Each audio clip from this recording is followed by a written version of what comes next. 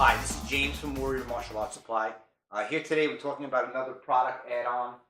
This is our 18-inch padded spring arm. Previously we had this offered on our PVC dummies. Then we also offered it on our regular Wing Chun wooden dummies. Now we're able to offer it on our JKD dummy. And that's how you would add and remove the padded spring arm. This threads out. And we also have a cap, so when you're not using it, you have something to plug the hole. So basically, when you want to use this as a regular Wing Chun wooden dummy, you have your traditional arms in a traditional configuration. Also, keep in mind, we can also do the 12-inch spring arms for these as well. They'll just basically swap out with the wooden arms. When you do want to use the 18-inch padded spring arm, you basically just pull out the plug and insert the arm. I'm going to show you now, again, some of the reasons why we came up with the 18-inch padded spring arm on the center line, and you're going to see the benefits to this. This is something that obviously would be have to be ordered with your dummy. It's not something you can add on once we ship it out. Obviously, all the dummies don't come with this hole and the cap with the bolt to accept the spring arm. So we're going to show you a few techniques and basically the reason why we came with the 18-inch padded spring arm on center line. Okay, now we have the wooden arms removed and we install the 18-inch center line padded spring arm. Before I start going over the different type of blocks, there's one thing I want to clear up. Basically in Wing Chun as well as other systems, you have two categories of blocks. The first category is going to be your yin blocks. Your second category is your yang blocks. Now, each one of these have different attributes that go along with it. Your yang blocks are the blocks that are supposed to cut right into the center line. So they're supposed to cut center and go through forward energy into your attacker. The yin blocks are more yielding or redirecting.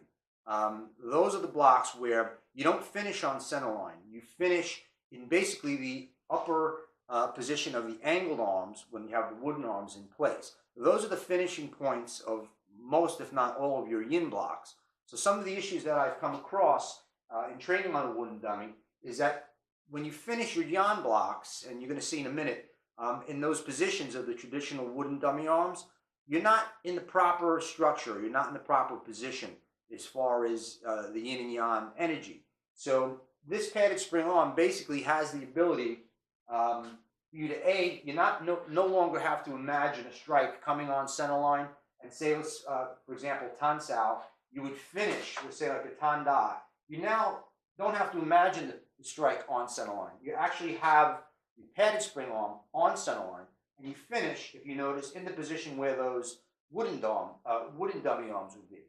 Now, for your yang blocks are supposed to finish on center line.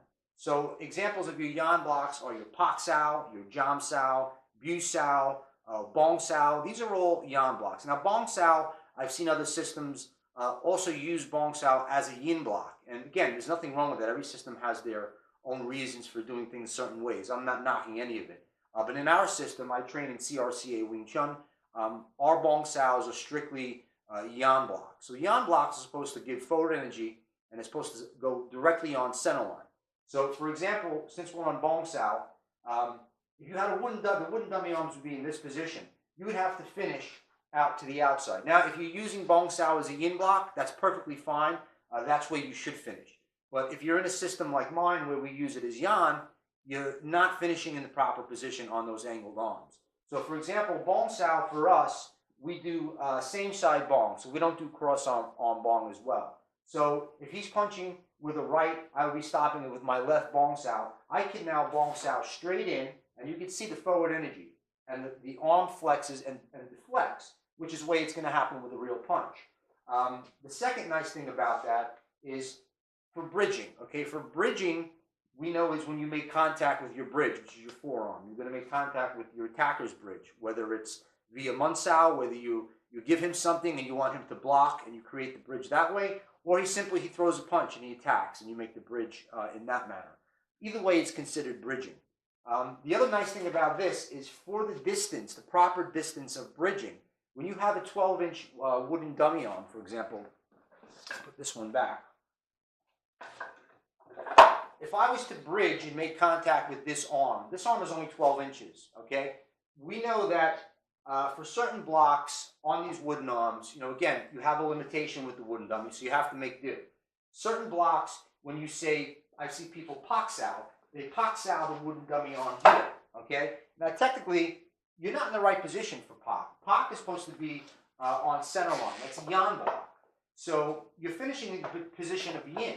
So now, with the padded spring arm, you can finish in the yan position. So instead of going to the outside, you simply POC straight into the core. You can see the forward energy going back, and you see the deflection of the arm. And that's what we're looking for. Now back to bridging. From bridging, if you're going to bridge with, say, bong sao on this, okay? If you do a bong on this wooden dummy arm, you can see how close I am already to the body. Okay, now technically, if I was truly doing a bong sao and this was a real person's arm, I would already be past his elbow. Bong sao doesn't belong there.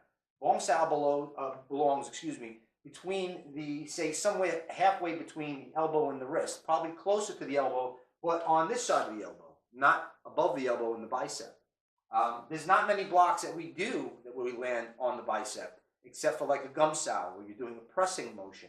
Or if you're doing lai sao or something like that where you're grabbing underneath, or any kind of a pulling motion like that, lai sao or even lan sao, you may grab it. But most of our blocks end up either after the elbow, on the forearm, or closer to the wrist. So actually, when you hear with a bong sao, you're not in the correct position distance-wise, which causes the second problem where you don't have a lot of room to advance with footwork. So most common follow-up from bong sao would be like a lot fun sao, okay? Now, if you can see from here, I cannot really complete my fun sao, and I can't really do a good toma footwork, a step slide in. So having the longer arm gives you that advantage. And if I remove this, you'll see that the length of a human arm, on average, is pretty much from shoulder to wrist, approximately, is about 18 inches, which is the other reason why we came up with this design. And again, now this is going to allow for proper bridging distance. So instead of me being on top of this the way I am with the wooden arm with the bong sao, I could bong sao here, and then I could travel in with a lot fun, and I could retrap, say, with a Chan Jen. So you have that advantage. Now again, a few of the other yan blocks that I was discussing is, say, jam sao. Jam sao is another technique where you want to jam on center line. So if the attack comes straight at me, I jam right into center line, and this deflects. And that's how it's going to happen in actuality. You're not going to finish on the outside of the arm, and you're not going to finish past center line. If you go too far past, that's a no-no. So this allows for that type of bridging and proper structure in having an arm which you make contact with it on center line for both yin and yang blocks, but it allows you to truly perform the block in actuality. So you don't have to pox-sow the arm out here and go past center line, which is incorrect. You can pox-sow on center line, and you give forward energy and you deflect the arm. Same as jam, same as bu sao. Bu sao, you go on center, you deflect the arm. So again, having this length gives you proper bridging distance, and it also gives you the ability to physically take an arm off the center and put it where you want it via yin and yang block without having to sacrifice too much of your structure. So that's the basic reason why we came up with this product. This now can be added to any of your wooden dummies. It doesn't matter which style dummy you have, we can add this.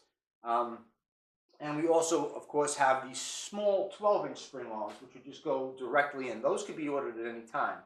Those are good if you want to do some chi sao. You can do chi sao on those spring arms because you have the arms that will flex, and you have to give it the energy, of course, but at least you have something to rest the hands and, you know, work the shapes and work on the roll. So I hope you enjoyed this. We're going to have this as an add-on. Again, it'll be on our website, Warrior MartialArt Supply, www.warriormartialartsupply.com. My number is 570-977-9598. Feel free if you have any questions or comments, give me a call or send me a message. Thank you.